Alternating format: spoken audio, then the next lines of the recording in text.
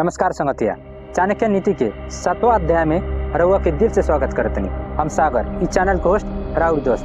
तो बिना समय के गविले चल वीडियो के शुरू करल जाओ। संगतिया, जे बुद्धिमान आदमी होला, होशियार आदमी होला, उकनी के अपन ई बात केकरो के ना बतावेला सा। तो बात कौन कौन सा चली जानल जाओ। अपन धन के बारे में, अपन घर के कोनो बात होके, फिर अपन मेहरारू की खराब बात, फिर अपन बेइज्जती भइला पर, फिर केकरो से गाली सुनला पर भी ना बतावेला सन केकरो। जौन आदमी खाए में, पैसा के लेन देन में और कोनो काम धंधा करे में ना लाज मानेला, वो आदमी हरदम सुखी रहेला। जौन सुख शांति अपन ज्ञान के अनुभव से मिलेला, वैसन सुख शांति लोभी लालची आदमी के पैसा के खातिर इन्होंने घूम फिर कैला से भी ना मिले। आदमी के 3 चीज में संतुष्ट रखे के चाहिए, संतुष्ट रहे के चाहिए। पहल का बात अपन मेहरारू पर, दूसर का बात खाना पर, यानी कि जौन भगवान देले बा खाए के ओकरा पर, और तीसर का बात अपन ईमानदारी से कमावल धन पर। ये 3 चीज पर संतुष्ट ना रहे के चाहिए। पहल का बात परोपकार करे में, यानी कि दान धर्म करे। दूसर का बात भगवान के नाम ले। तीसर का बात अभ्यास करे में। फिर संगतिया, ये दोनों बीच कबो ना रहे के चाहिए। जहाँ 2 ब्राह्मण होके और मर्द मेहरारू बीच, और ब्राह्मण और यज्ञ के आग के बीच, फिर हर और बैल के बीच, फिर गुरु और चेला के बीच ना रहे के चाहिए। हाथी से 1000 मीटर दूर ही रहे, घोड़ा से 100 मीटर दूर रहे, सींग वाला जानवर से 10 मीटर दूर ही रहे, लेकिन जहाँ दुष्ट आदमियों के खराब होके वहाँ 1 छिन भी ना रहे। हाथी के एक अंकुश से नियंत्रित करी, घोड़ा के थपथपा के, सींग वाला जानवर के लाठी देखा के नियंत्रित करी, और दुष्ट खराब आदमी के तलवार देखा के, यानी कि हाथ हथियार देखा के ओकरा के नियंत्रित करी। ब्राह्मण अच्छा भोजन से खुश होला सा, मयूर बादल गरजेला तो खुश होला। दुष्ट आदमी, खराब आदमी दूसरा के आपदा दुख में देख के खुश होला सा।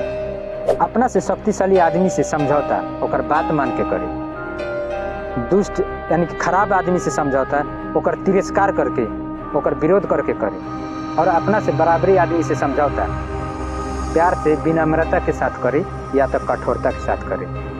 संगतिया, हाथ उमे रहेला जहाँ पानी रहेला, पानी सूख गईला पर उस जगह के हाथ छोड़ के चल जाला।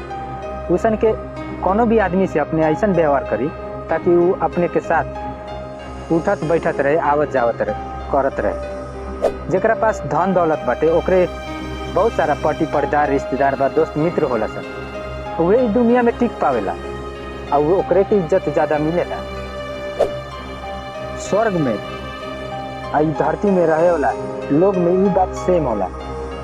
परोपकार करें, यानी कि दान धर्म करें, भगवान के आराधना करें, हरदम मीठ बोली बोले के, और ब्राह्मण के जरूरती सामान पूरा करे के। फिर संगतिया, नर्क में रहे वाला लोग में, धरती में रहे वाला लोग में ये बात सेम होला।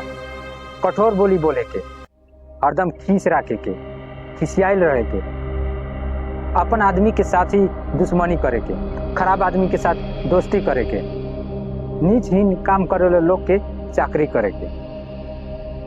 एक अनपढ़ आदमी, अशिक्षित आदमी जे कोनो ज्ञान के प्राप्त ना कैले रहेला, कोनो ज्ञान ना रहेला, वैसन आदमी कुत्ता के पूंछ जैसे होला सन, ना अपन इज्जत तो पावेला, ना कोनो कीड़ा मकोड़ा के भगाव के काम आवे। यदि अपने भगवान की कृपा चाहतनी, दिव्यता चाहतनी, तो पहले अपन मन, बोली और अपन इंद्रिय के शुद्ध करे के पड़ी। संगतिया, यदि ठीक से देखल जाओ, फूल में सुगंध रहेला, ऊखी में चीनी रहेला, तिल में तेल रहेला, लकड़ी में आगी रहेला, दूध में घी रहेला। वैसन के हमनी के ठीक से देखल जाओ तो हर आदमी के भीतर भगवान होला, परमात्मा होला।